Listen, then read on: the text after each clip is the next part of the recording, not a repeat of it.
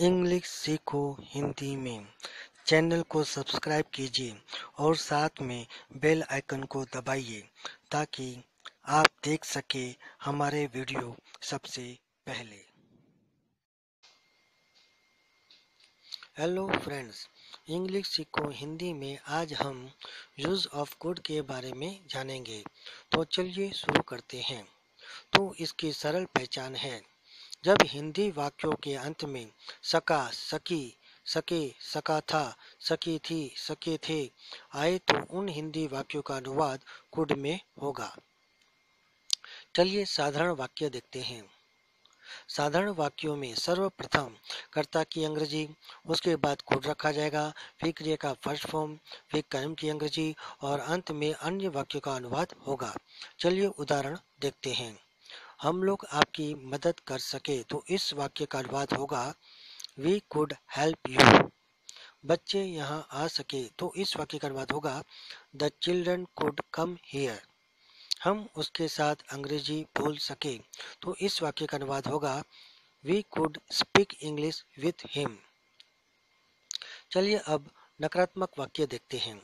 नकारात्मक वाक्यों में सर्वप्रथम कर्ता की अंग्रेजी की जाएगी, उसके बाद कुड रखा जाएगा, फिर नोट, उसके बाद क्रिया का फर्स्ट फॉर्म, फिर कर्म की अंग्रेजी और अंत में अन्य वाक्य का अनुवाद होगा।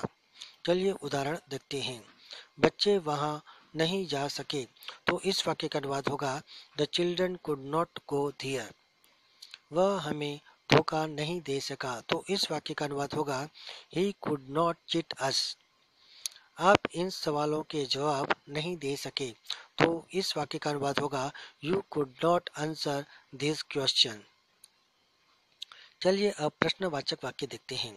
जब प्रश्नवाचक वाक्यों में प्रश्नवाचक शब्द क्या, कब, कैसे, कहाँ, क्यों आदि शब्द वाक्यों के बीच में आए तो सर्वप्रथम प्रश्नवाचक शब्द की अंग्रेजी की जाएगी, उसके बाद कुड रखा जाएगा, उसके बाद कर्ता की अंग्रेजी की जाएगी, उसके बाद क्रिया का फर्स्ट फॉर्म, फिर कर्म की अंग्रेजी और अंत में अन्य वाक्यों का अनुवाद किया जाएगा। चलिए उदाहरण देखते हैं। मैं वहां कैसे पहुंच सका तो इस वाक्य का अनुवाद होगा how could I reach there. आप समय पर क्यों पहुंच सके तो इस वाक्य का अनुवाद होगा Y could you reach on time. आप यह काम कब कर सके तो इस वाक्य का अनुवाद होगा when could you do this work. परंतु प्रश्नवाचक शब्द क्या आरंभ में आए तो सर्वप्रथम कुड रखा जाएगा, फिर कर्ता की अंग्रेजी, फिर क्रिया का फर्स्ट फॉर्म, फिर कर्म की अंग्रेजी और अंत में अन्य वाक्य का अनुवाद होगा। चलिए उदाहरण देखते हैं। क्या वह तुम्हें मदद कर सकी तो इस वाक्य का अनुवाद होगा कुड सी हेल्प यू।